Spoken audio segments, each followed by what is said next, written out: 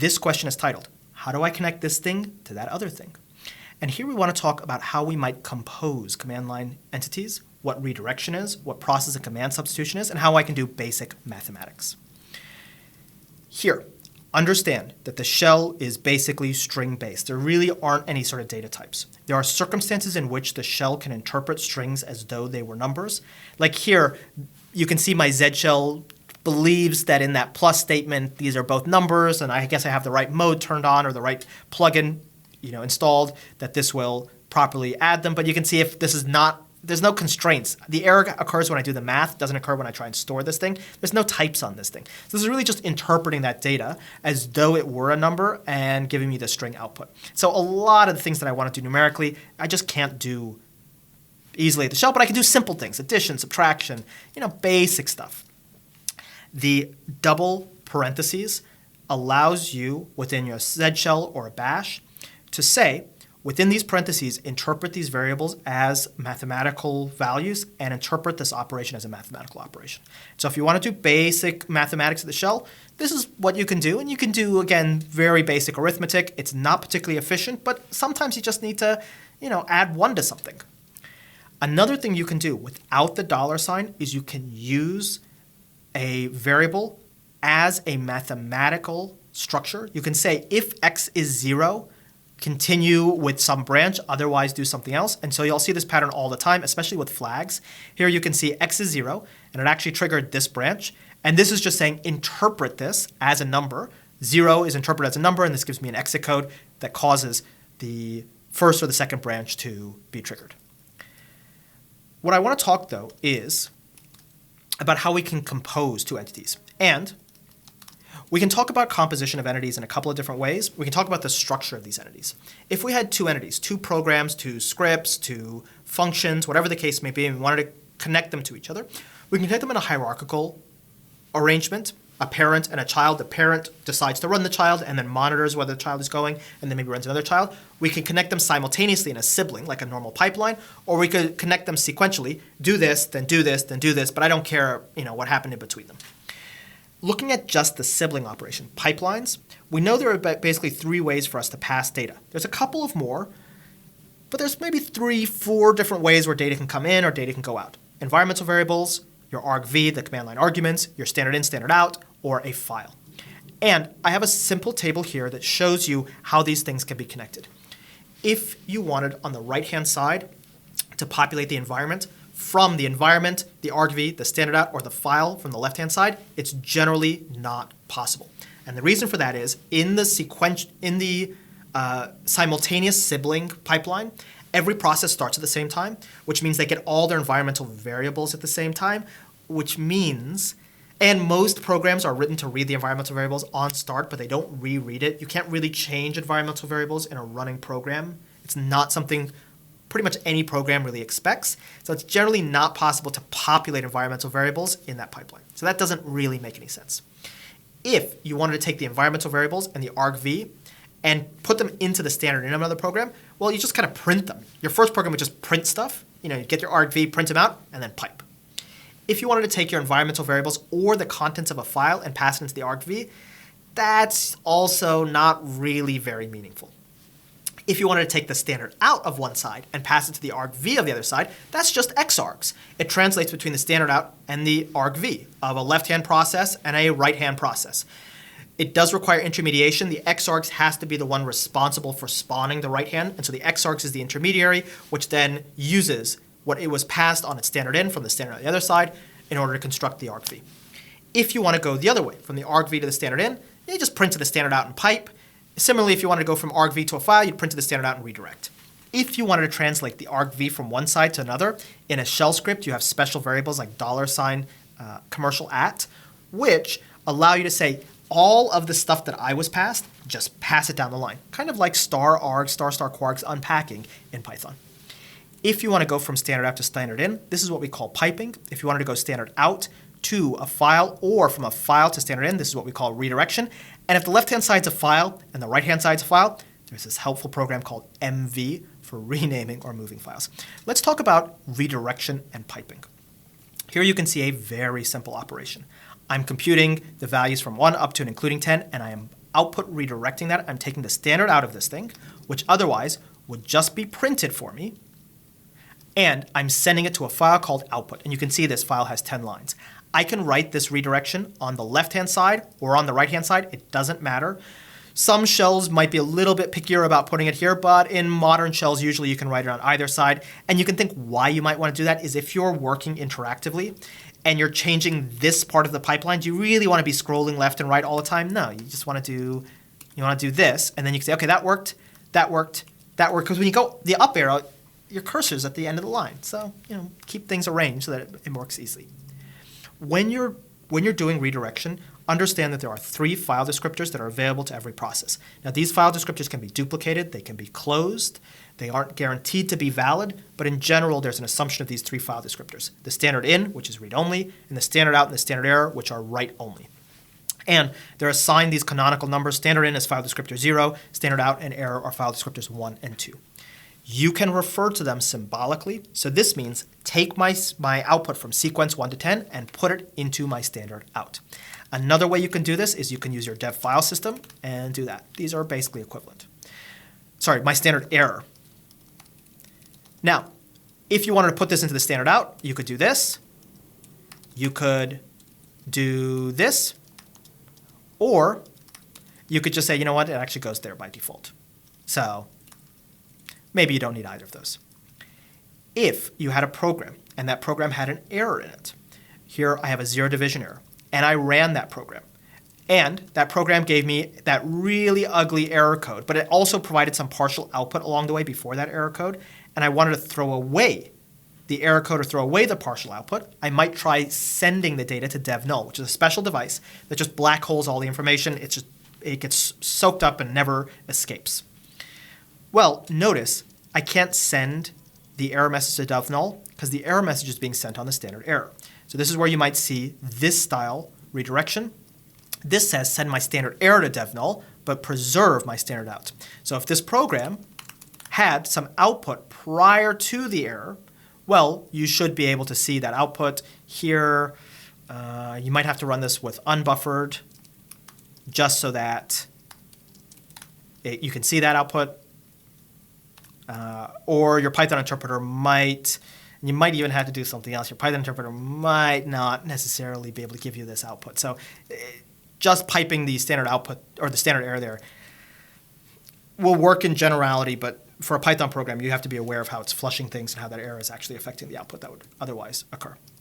If you want to send the standard output and the standard error to the same place, you can use this syntax.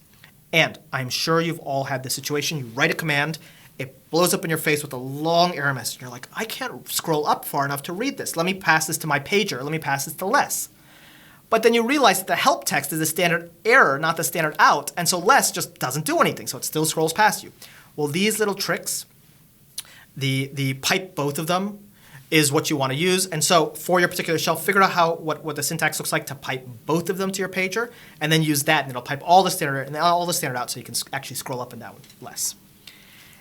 That's output redirection. Let's talk about input redirection. Here, I'm passing some data to an output file. If I want to read this in from another file, again, I can use this syntax, and I can say, read this in from that file, and I can put this at the beginning or the end, depending on whatever's easier for me. Nothing could be simpler. Now, the output and input redirection will affect the file. Namely, the input redirection will first truncate the file and then start writing to it, which is why in a big pipeline where you have an output redirection to the same file that you were reading from earlier in the pipeline, since all the processes start simultaneously, it may truncate the file while it's still being read, and you might get some weird outputs, which is why you need something like moreutils sponge. Additionally, you could use appended output redirection. So this writes some output to this file, writes a little bit more output to this file, writes a little bit more output to this file, and so now my grep can see all of the output of these. I'm looking for numbers with 3 from 1 to 10, appended to that, 10 to 20, appended to that, 20 to 30. Okay, that makes sense. However, there is no such thing as appended input redirection. I'm not even sure what that would mean. So this syntax means something totally different. Shell doesn't have multi-line strings, doesn't have like triple quoted strings. But what it has is what are called here documents. This is a here document. This means I have some long literal string, some literal data that I want to have.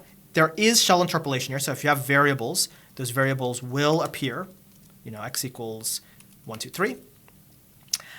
And it's multiple lines long. How do I know if it's going to be, where this thing is going to terminate? Well, there's one special approach that fits between our other approaches for in-band encodings. What you can do is you can specify the quoting character as part of the quoting syntax. This means keep running until you see EOF all on a line by itself. And if it happens to be the case that this also needs to include an EOF in it, and I'm worried about there being an ambiguity between, wait, is this an EOF that's part of the data or an EOF that's part of this? Well, EOF just happens to be my name for this. I could call this anything. Call this end here and end here. And what that means is I can adjust where this here document begins and ends, knowing what's in the data. And so here you can see I have this output. Wait a moment. And you can see there's a literal, let me put a literal EOF there. And the EOF has to be flush with the left-hand side. Why is this tabbed weirdly? Well, this single dash here means eliminate leading tab characters. And you couldn't see that these were all tabs and these were spaces. And so in general, I just put the dash there, but I don't expect it to do anything. If I really need to dedent this, I write a separate process using sed to dedent this. Because otherwise, could you really have told this is a tab and this is a space? Maybe, it's a little bit creamier, a little bit whiter, a little bit darker for the space of the tab. You'd have to really squint. Now, 3 angle brackets are what are called a here string. And this is one where when you look at it, you're like, why on earth is this even useful? But it actually is incredibly useful for one specific thing. Here, this just means I'm providing a document as a string. Everything to the right-hand side is just a raw string with some interpolation with a shell processing that gets passed to the standard in. So here I'm passing a string 1, new line 2, new line 3 to grep 3, and you can see the 3 comes in. For process substitution and piping, here's our standard piping. Sequence gives me the numbers from 1 to 30. I grep to search for all the 3s. Those are all the 3s. If I had a program that generated multiplied each value that was passed in by 10, and I ran that, you can see I can run my program. I can take my sequence 1 to 5 and pass it to here, and here you can see, oh, hold on a second. This doesn't read from the standard in. This reads from a file name.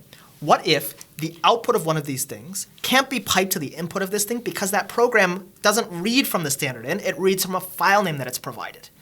Well, we're data scientists. We're electrical engineers. We're not software programmers. We didn't create these programs. We didn't create the world. We just have to live in it. So how do we live in this world where I want to connect these two things, but the mechanism by which passing data isn't standard in, standard out. It's standard out to a file name, which then gets opened. Well, your shell has you covered. Because instead of writing this to a temporary file and then passing that temporary file name, which could be very precarious, because who knows if you have disk space for that, who knows if you have read or write permissions for where you're going to store this, what you can do is you can do process redirection. This means run that program, make the contents of that program available as a file descriptor, and when I run this, you'll see pass that file descriptor as an argument to the program on the argv. So this program actually saw an argument proc self fd12, which when it reads from that will be the contents of this file. Or sorry, the contents or the result of this process. And you can think, well, that's kind of interesting. If I read from this thing line by line from top to bottom, this would work. But if I needed to seek through this, like read previous lines or something like that, then I might actually need a physical file on disk. I might need to buffer this. So in Z-shell, there's an equal sign, which actually creates a temporary file. If you don't have storage space, you don't have write permissions, that might fail. And so typically you want to avoid this unless you absolutely desperately need to.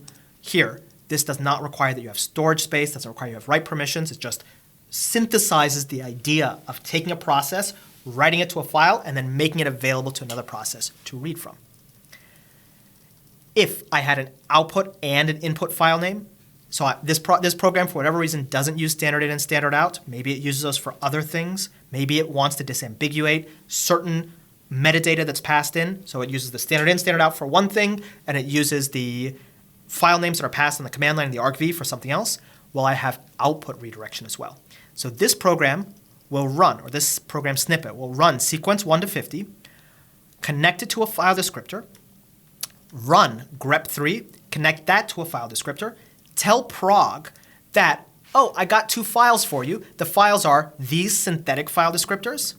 And then when it tries to read this one, it'll actually read from the input of one of those programs, the sequence 1 to 10. And when it tries to write, it'll actually write to the standard in of this other program. So you can see here, I actually have this pipeline working. Even though there's no standard in, standard out, it's actually working with synthetic files. Xargs, which we've seen many times before, is the idea that we take the standard out of one program and we connect it to the argv of another program. And of course, when we do this, we probably want to make sure that we're doing this unambiguously. If we're doing this with file names, which is a very common use, we want to make sure that we're at least partitioning our in-band. We're using partitioning in our in-band encoding to disambiguate between, wait, is this a character that could be part of a file name, or is this where one of the file names end? In the case of file names and file paths, a null byte. If you're curious what Xargs actually does, it is a very simple program at its core. Xarg itself has a lot of flags and a lot of neat features. It can run things in parallel. It can do all sorts of neat stuff. But at its core, all it's doing is saying, read from the standard in, construct a new command line from that, and run that command. That's it. So here's a really simple version of a pure Python Xargs. It doesn't implement any of the features of Xargs, like null termination, parallel, changing the number of arguments that are passed for each of them, but it shows you the core idea. If I had 2 outputs that I wanted to pass to the same program, so I have these 2 text outputs, foo and bar, and I want to both pass them to WC. I don't want to pass it to WC twice. I want to pass it together. I could put this into a subshell, and there's a couple of different ways I could do this with a subshell. You can see here foo, bar, and bazqx pass to one WC, or I could use a combination of these.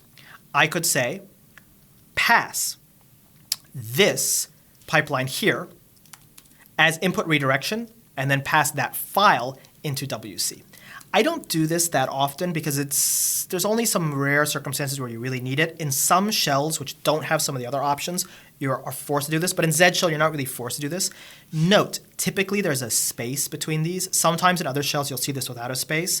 Typically there's a space here, and you can see my syntax highlighting kind of goes crazy if I don't put a space here. But really, this is just a composition of the other operators. Here's where this all makes a difference. Did you know that you can't rsync a file that contains spaces? Well, you actually can, but it's really clumsy. I want to transmit a file from my local to a remote, or from a remote to a local, and that's not a standard file name with 8.3, just letters and numbers and an extension. I'm past the DOS era. This is maybe a media file or a document, and it's got spaces, it's got colons, it's got all sorts of stuff in it. If I try to rsync with the file name that has colons, rsync will blow up because it thinks this is the remote. It thinks this is ABC as a host and df as the file. So the way I solve that when I'm copying things is I do a /, and then rsync says, oh, you mean a file that starts ABCDF. Note, the colon is otherwise a safe character to have in a file name. Note it's not quoted here at all because it doesn't need to be quoted. The colon is not a dangerous file name. It's only rsync in particular that is getting confused. If there is a space, then I have to quote this. And you can see if I pass it to my remote and then try to read this file with the space from my remote, things start going wrong. XYZ comes back from my remote, no big deal. ABC space DEF comes back from my remote, no, that's going to fail. It thinks I'm trying to copy a file named ABC and a file named DEF, and it's not sure what's going on. So I have to both quote it and escape it. How many layers of quoting and escaping do I need to make this work? And you may discover that it takes quite a few layers of quoting and escaping. In general, use the shell for what it's good at. Have it do the hard work. I do this all the time. This is the advanced use case of all of these pieces. What I do is I take the actual quoted file name. Here, ABC space DEF : XYZ. I pass this as a here string. I have it read in by my Z shell. I have my Z shell figure out itself how to quote it, and then I pass that to rsync. This just works. I can replace this thing in the middle with any file name with any crazy combination of characters. It is completely unambiguous because Z shell figured out how to quote it to make it unambiguous for the purposes of rsync. And if it were the case that I'm like, oh, this is nice but kind of clumsy, well, maybe I would write an anonymous function in just one line. This doesn't have to have a name. Here, I would pass the first argument, or maybe the other arguments are passed here, and then I can put the file name at the end. So I can do temp abc dfxyz. So if I'm doing this a lot, I don't want to be going into the middle of this thing and this is spanning over a couple lines. Just create an anonymous function. And I got to make sure that I write this correctly. Yeah, it should be good.